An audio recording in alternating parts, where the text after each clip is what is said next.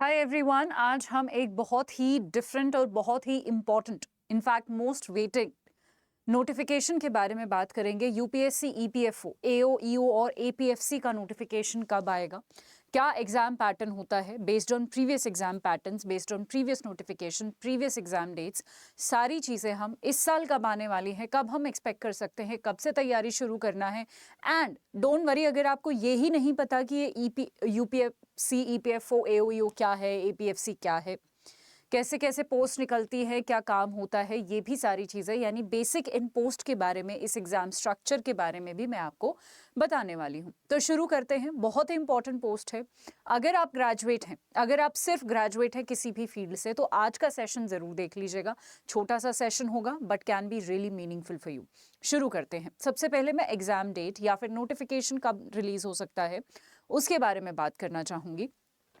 ये एक ऐसा नोटिफिकेशन है जो हर साल नहीं निकलता, आप सभी को पता है। 2023 में निकला था, फरवरी में 2023 में हमारा नोटिफिकेशन आया था। उसके बाद जुलाई में हमारा 2 जुलाई को एग्जाम हो गया था, यानी फरवरी और जुलाई।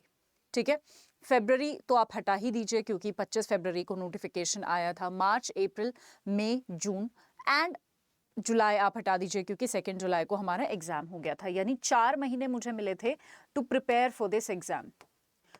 इस बार भी हम सिमिलर सी चीज लगाएंगे कि अगर नोटिफिकेशन कब आ सकता है और कब एग्जाम हो सकता है। अब मान लीजिए अगर notification comes in July, which we are expecting कि जुलाई में इस बार नोटिफिकेशन आता है। ठीक है, वैसे तो जून में भी आ सकता है। ठीक है, इसका नोटिफिकेशन कभी भी आ सकता है। अगर जुलाई में नोटिफिकेशन आता है तो जुलाई, अगस्त, सितंबर, अक्टूबर, सो बेसिकली अक्टूबर एंड में या नवंबर में हम इसका एग्जाम एक्सपेक्ट कर सकते हैं। अगर ये जुलाई में नोटिफिकेशन आ सकता है, exam can also be in December, यानी इन 2-3 महीनों में जो है हमारा एग्जाम हो सकता है। एंड ट्रस्ट मी, अगर नोटिफिकेशन आज रिलीज होता है या कल रिलीज होता है या जुलाई में रिलीज होता है, आपका एग्जाम इन्हीं 2-3 महीनों के आसपास होना है। और ये 2-3 महीने यानी जो आपका 4-5 महीने का जो गैप है, ट्रस्ट मी ये कम है इस एग्जाम के प्रेपरेशन के लिए, क्योंकि इस एग्जाम में बहुत सारे सब्जेक्ट्स हैं, बहुत डिफरेंट सब्जेक्ट्स हैं। अगर आप एक बैंकिंग एस्पिरेंट्स हैं तो बैंक वाले सब्जेक्ट्स तो आते ही हैं इसमें, जो हम जीए वगैरह, करंट अफेयर्स वगैरह पढ़ते हैं, ये सारे तो आते ही हैं। उसके अलावा जो यूपीएससी के कुछ सब्जेक्ट्स होते हैं, यूपीएससी लेवल के नहीं आते, यूपीएससी से काफ़ी कम लेवल होता है, बट सब्जेक्ट सिमिलर होते हैं। आपका हिस्ट्री, ज्योग्राफी, पॉलिटी वगैरह ये सारे सब्जेक्ट्स भी आते हैं। इसीलिए ये सारी चीज़ें मिलके यानी बैंकिंग का सिलेबस, यूपीएससी वाले एग्जाम सब्जेक्ट्स, दोनों मिला के आपके सब्जेक्ट्स बहुत ज़्यादा हो जाते हैं, वास्टनेस आपकी बढ़ जाती है। मैं आपको पूरा पैटर्न भी दिखाऊंगी तो वहाँ से आपको ज़्यादा क्लैरिटी मिलेगी। अभी हम वापस नोटिफिकेशन और डेट्स पर आते हैं। इसका रिजल्ट भी काफ़ी जल्दी आ गया था, अराउंड 15-20 दिनों में इसका रिजल्ट आ गया था। और उसके बाद जो है डॉक्यूमेंट वेरिफिकेशन और इंटरव्यू वाली साइकिल शुरू हो गई थी और आपका जो है फाइनल सिलेक्शन हो गया था। एओईओ और एपीएफसी ये 2 अलग पोस्ट है। एओईओ अलग है और एपीएफसी अलग है। इन दोनों का पिछली बार एग्जाम सेम ही डे हुआ था। इस बार भी कंसिडर कर रहे हैं कि सेम डे ही होगा, मतलब एक का एग्जाम सुबह हो गया था, एक का एग्जाम शाम को हुआ था। ठीक है, इस बार भी we are expecting same day ही एग्जाम इनका होना है। और अब से मेरे को ये क्लियर हो गया कि अगर नोटिफिकेशन कभी भी आ सकता है, can come in June, can come इन जुलाई, और मेरे पास 4 महीने होंगे टू प्रिपेयर फॉर इट। अब आते हैं नेक्स्ट स्टेप पर कि मैम एलिजिबिलिटी बता दीजिए कि क्या हमें एलिजिबल हूँ और फिर क्या क्या एग्जाम इसका होता है, मतलब क्या क्या सिलेबस वगैरह होता है, वो भी एक बार दिखा देती हूँ मैं आपको।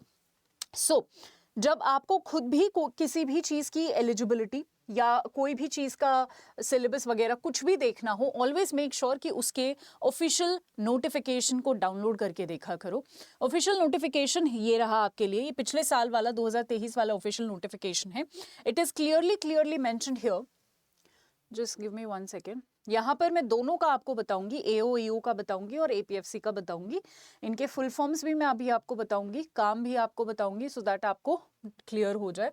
हाँ जी, सबसे पहले मैं यहाँ पर आपको बता देती हूँ, एनफोर्समेंट ऑफिसर होता है ईओ, अकाउंट्स ऑफिसर होता है एओ। ठीक है, ईपीएफओ के अंदर ये आते हैं। ईपीएफओ लेबर मंत्रालय जो है हमारे देश का, उसके अंतर्गत काम करता है। ठीक है, पिछली बार इसमें 400 समथिंग वैकेंसीज निकली थी, इस बार कम निकलेंगी। बताया जा रहा है बहुत सारे आरटीआई वगैरह फाइल हुए, उससे बताया जा रहा है कि 150 या फिर 160 के आसपास जो है वैकेंसीज निकलेंगी, प्रिसाइजली 156 बताया जा रहा है। लेट्स सी कितनी वैकेंसीज आती हैं, ठीक है। चलिए, इसमें एलिजिबिलिटी क्या है, एलिजिबिलिटी क्लियरली लिखा हुआ है। सबसे पहले एज वाली eligibility should be 30 years and essential qualification bachelors degree from any recognised university और इंस्टीट्यूशन। बैचलर्स डिग्री, सिर्फ ग्रेजुएशन आपके पास होनी चाहिए किसी भी सब्जेक्ट में, किसी भी रिकग्नाइज कॉलेज से, यूनिवर्सिटी से, तो आप एलिजिबल हैं। सिंपल एलिजिबिलिटी है।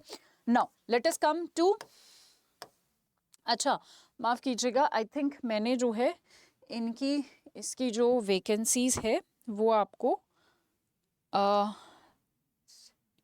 या ठीक है। चलिए, सो अब हम वापस आते हैं और हमें एपीएफसी की बात करती हूँ। APFC is assistant provident fund commissioner in employees, ठीक है, पीएफओ में ही, ठीक है। पिछली बार इसकी 100 समथिंग 59 समथिंग वैकेंसीज आई थी, इस बार अगेन थोड़ी कम हो रही हैं, 74 के आसपास इसकी वैकेंसीज आएंगी। बट नेवर माइंड, कभी कभी वैकेंसीज आती है, बहुत सारे स्टूडेंट्स को तो पता भी नहीं होता कि यूपीएससी इस तरीके की भी कोई वैकेंसी निकालता है। लोगों को लगता है UPSC only comes up with one vacancy, वो जो सिविल सर्विसेज वाली वैकेंसी है, बट नहीं, ऐसे भी बहुत अच्छे एग्जाम्स होते हैं। इसमें एज थोड़ी ज़्यादा है, 35 साल अगर आपकी आखिरी उम्र है, मतलब 35 साल से कम है आपकी उम्र, तो आप इसमें भर सकते हैं। एसेंशियल क्वालिफिकेशन इसमें भी यही है कि आपको सिर्फ एक डिग्री चाहिए, एक जो है आपकी ग्रेजुएशन कंप्लीट होनी चाहिए किसी भी रिकग्नाइज यूनिवर्सिटी से, तो आप एलिजिबल हैं, ठीक है। चलिए अब मैं फटाफट आपको एक बार दिखा देती हूँ इसका एग्जाम पैटर्न क्या होता है। सो यहाँ पर इसका रिक्रूटमेंट टेस्ट होता है जिसको हम आरटी बोलते हैं, ठीक है, यानी एक जो पेपर होता है यहाँ पर। सो यहाँ पर आप क्लियरली देख सकते हो। यहाँ पर जो है एक पेन और पेपर बेस्ड, यानी यहाँ पर ऑनलाइन नहीं होता, पेन पेपर बेस्ड आपका आरटी होता है, रिक्रूटमेंट टेस्ट होता है, ठीक है। To shortlist the candidate for the interview, ठीक है। इंटरव्यू के लिए यहाँ पर कोई मेंस या ऐसा कुछ नहीं होता, आपका पेपर होता है, आप इंटरव्यू के लिए सेलेक्ट हो जाते हो और आप फिर इंटरव्यू देके फाइनल सिलेक्शन हो जाता है, राइट। सो ये जो आरटी होता है ये 2 घंटे का होता है, इक्वल मार्क्स होते हैं हर एक क्वेश्चन के, डेफिनेटली नेगेटिव मार्किंग इसमें होती है। टेस्ट आपका हिंदी और इंग्लिश दोनों में होता है और नेगेटिव मार्किंग आपकी डेफिनेटली होती है, 1/3 नेगेटिव मार्किंग इसमें होती है। Now let us come to the most important thing which is syllabus, कि मैम आप बोल रहे थे कि वास्ट सिलेबस होता है, कौन कौन से सब्जेक्ट्स होते हैं। सबसे पहले यहाँ पर जनरल इंग्लिश, तो जनरल इंग्लिश तो आपकी बैंक से रिलेटेड ही है, अगर आपने बैंकिंग वाली जनरल इंग्लिश की हुई है तो आपका यहाँ भी उसमें हेल्प हो जाएगी। उसके बाद now this is Indian freedom struggle, this is your history, ठीक है। हिस्ट्री में भी हिस्ट्री बहुत बड़ी है, हिस्ट्री में ही आपका एंशिएंट, मिडिवल और मॉडर्न हिस्ट्री होता है, ठीक है। तो ये अपने आप में बहुत बड़ी है, ये अपने आप में बहुत बड़ी है। अच्छी बात ये है कि आपके सिलेबस में ही फ्रीडम स्ट्रगल लिखा हुआ है।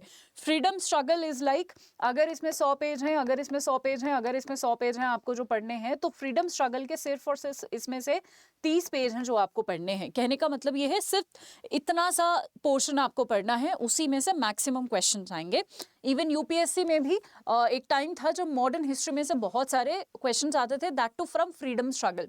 मॉडर्न हिस्ट्री का ही एक पार्ट है फ्रीडम स्ट्रगल। अगर आप स्पेक्ट्रम या कोई किताब पढ़ते हैं, एनसीईआरटी वगैरह, ठीक है, स्पेशली अगर मैं स्पेक्ट्रम की बात करूं तो towards the end of the spectrum कुछ चैप्टर्स दिए हैं फ्रीडम स्ट्रगल के बारे में। अगर आप उतना भी पढ़ लेते हैं, स्पेक्ट्रम तो मतलब यूपीएससी वाले पढ़ लेते हैं, सिविल सर्विसेज वाले, अगर आपने पढ़ ली तो आराम से आपके सारे क्वेश्चन हो जाएंगे। उससे कम लेवल की बुक भी आप पढ़ सकते हो, क्योंकि स्पेक्ट्रम आजकल बहुत इलैबोरेटिव हो गई है।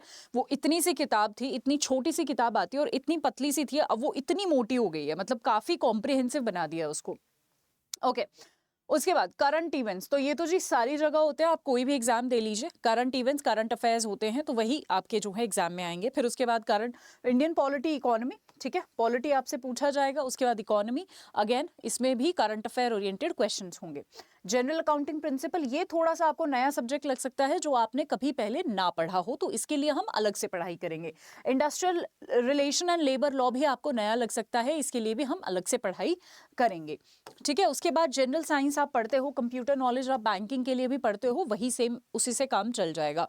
मेंटल एबिलिटी और क्वांटिटेटिव एप्टीट्यूड भी बैंकिंग में पढ़ते हो आप, वहीं से काम चल जाएगा, वही प्रिपरेशन इधर भी काम आ जाएगी। सोशल सिक्योरिटी हो सकता है आपको एक नया सब्जेक्ट दिखे, तो इसके लिए हमें थोड़ा सा अलग से पढ़ना पड़ेगा।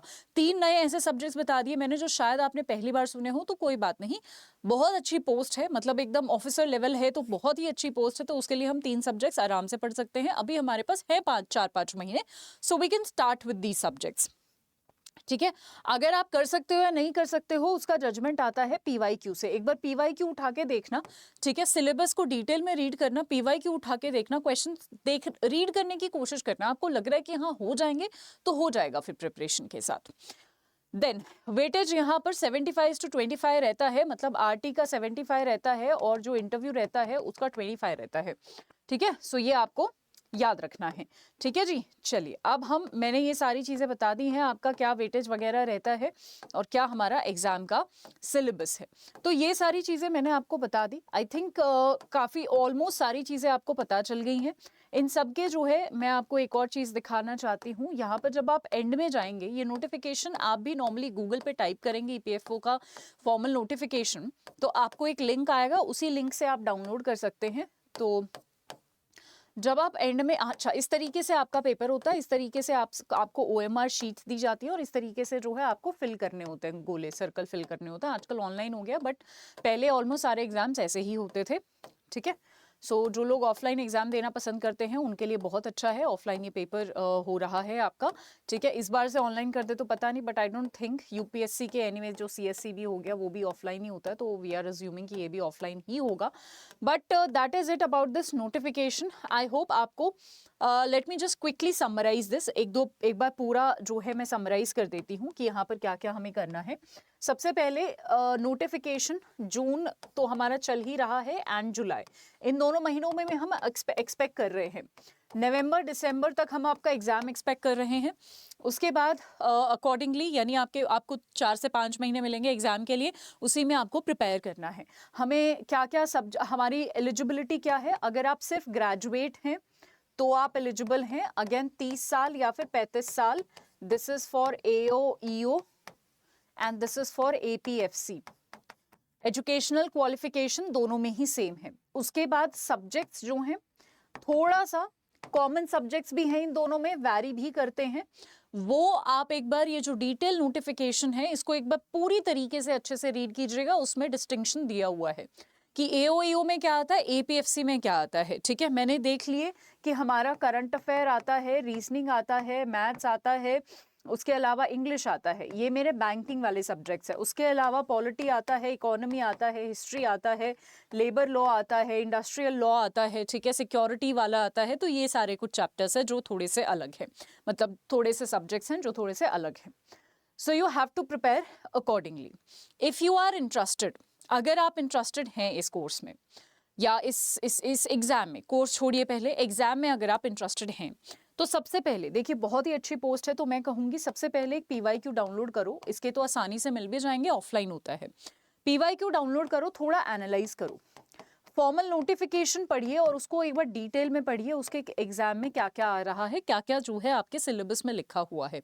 ये दोनों चीज़ें एनालाइज करने के बाद नोटिफिकेशन इस बार आना है, ये मैंने आपको बता दिया। ठीक है, अच्छा एक और गलती हम करते हैं कि एक बार नोटिफिकेशन आने दो तब सोचेंगे।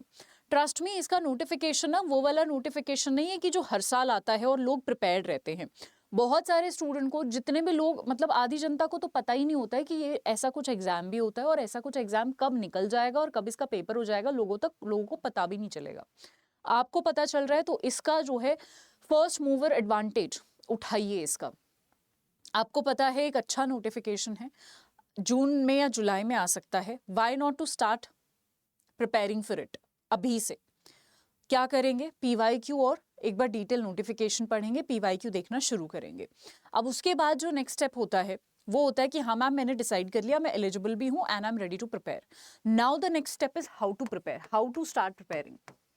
उसके लिए मैं इस सेशन के नीचे गूगल फॉर्म अटैच करवा रही हूँ। ठीक है, इस सेशन के नीचे गूगल फॉर्म अटैच करूंगी जहां पर आपको वो गूगल फॉर्म भरना है। किस चीज़ के लिए आप, मतलब कौन सा ऐसा टॉपिक है, मतलब आपको लिखना है yes I am interested in that, और कौन सा ऐसा टॉपिक है जो आपकी क्वेरी है कि ma'am where to get PYQs, या फिर let's say ma'am how to start preparing, या फिर लेट्स से मैम मैंने कभी नहीं दिया, I am the first, I am the like fresher and now like how to start preparing for it. ठीक है, जो भी आपके डाउट्स हैं आप मुझे गूगल फॉर्म में सबमिट करके दीजिए, उस गूगल फॉर्म को मैं अच्छे से रीड करूंगी, जो भी जितने भी स्टूडेंट्स के जेन्युइन डाउट्स हैं उन पर मैं एक सेशन लेकर आऊंगी, बट ज़्यादा से ज़्यादा मैं चाहती हूँ इसमें रिजल्ट्स आएँ, ज़्यादा से ज़्यादा मैं चाहती हूँ आपकी क्वेरीज आएँ, ताकि आगे जो है हमें पता चल सके कि किस तरीके से हमें जो है आगे बढ़ना है, राइट। सो वो आप मुझे कॉमेंट सेक्शन में एक गूगल फॉर्म अटैच्ड है, उसमें मुझे ज़रूर बताएंगे। ठीक है, आज के लिए इतना ही। उसके अलावा अगर आपको मुझसे कनेक्ट करना हो,